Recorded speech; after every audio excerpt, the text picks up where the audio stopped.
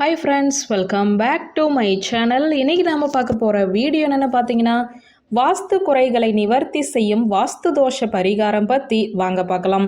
பஞ்சபூதங்கள், 8 திசைகள் ஆகியவற்றை அடிப்படையாக கொண்டு மக்களுக்கு நன்மைகள் ஏற்பட விஞ்ஞான முறையில் வீடுகள், கட்டிடங்களை கட்டும் பண்டைய கால இந்திய கலைதான் வாஸ்து சாஸ்திரம். இன்று சொந்த வீடு, கட்டிடங்கள் போன்றவற்றை கட்டும் அனைவருமே வாஸ்து சாஸ்திரத்தை பின்பற்றி தான் கட்டுகின்றனர். ஆனாலும் இவர்கள் அனைவருக்குமே ஏதாவது ஒரு வகையில் வாஸ்து தோஷம் ஏற்படவே செய்கிறது. இந்த வாஸ்து தோஷம் குறித்தும் அந்த வாஸ்து தோஷத்தை போக்கும் பரிகாரங்கள் என்ன என்பதை குறித்தும் இப்போது நாம் பார்க்கலாங்க. வாஸ்து சாஸ்திரம் என்பது மிக பெரும் கடல் போன்றது. இதில் பெரும்பாலான மக்கள் தெரிந்து வைத்திருக்கும் விஷயங்கள் எல்லாம் சிறு துளிகளுக்கு ஒப்பானதுதான். வாஸ்து சாஸ்திரப்படி கட்டிடங்களை கட்டுபவர்கள் எல்லோருமே தெரிந்து கொள்ள வேண்டிய நடைமுறை உண்மை என்னவென்றால், எந்த ஒரு வீட்டையோ கட்டிடங்களையோ 100% வாஸ்து முறைப்படி கட்ட முடியாது.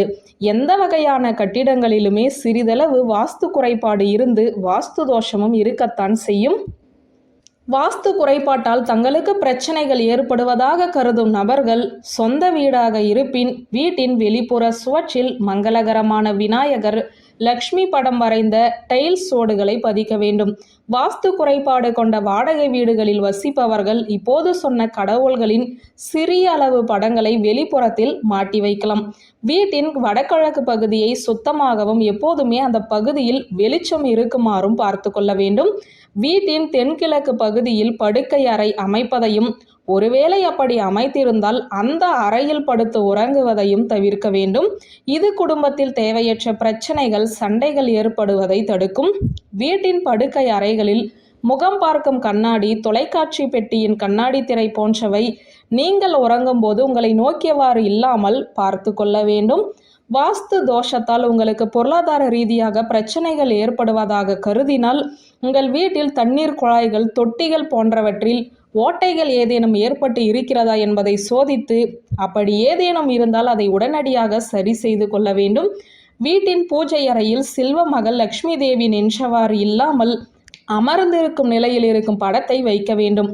வாஸ்து குறைபாட்டால் பிரச்சனைகள் ஏற்படாமல் தவிர்ப்பதற்கு வாஸ்து பகவானின் சிறு பொம்மை, செம்பு உலோகத்தில் செய்யப்பட்ட சிறிய நாகராஜர் வளையம் அல்லது விக்கிரகம், சிறிதளவு செம்மண் ஆகியவற்றை ஒரு சிகப்பு நிற துணியில் வைத்து கட்டி முடிச்சு போட்டு உங்கள் வீட்டின் கிழக்கு பகுதியில் வைக்க வேண்டும்.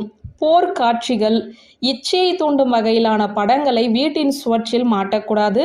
முழுமை பெறாத பின்படுத்தப்பட்ட சிலைகள், விகார உருவங்கள் போன்றவற்றையுமே கலைப்படைப்பு என்ற பெயரில் வீட்டில் வைக்கக்கூடாது. குழந்தைகள் விளையாடும் மனித உருவம் கொண்ட பொம்மைகளை அவர்கள் விளையாடிய பின்பு வேறொரு இடத்தில் வைக்க வேண்டும். அவற்றை சுவற்றில் மாட்டுவதோ குழந்தைகள் உறங்கும் அறையிலேயே வைப்பதோ கூடாது. வீட்டில் நறுமணம் பரவச் செய்யும் மல்லிகை, மறிக்கொழுந்து போன்ற செடிகளை வளர்ப்பது வாஸ்து குறைபாட்டை சரி செய்யும். சாமந்தி செடிகளை வளர்ப்பதால் வீட்டில் துஷ்ட சக்திகள் அண்டாது. பல வண்ணங்களில் இருக்கும் பூக்களை தோட்டங்களில் வளர்ப்பதுமே வீட்டின் வாஸ்து தோஷத்தை போக்கும். வியூவர்ஸ், இந்த வீடியோ உங்களுக்கு பிடித்திருந்த லைக், கமெண்ட், ஷேர் பண்ணுங்க. நன்றி.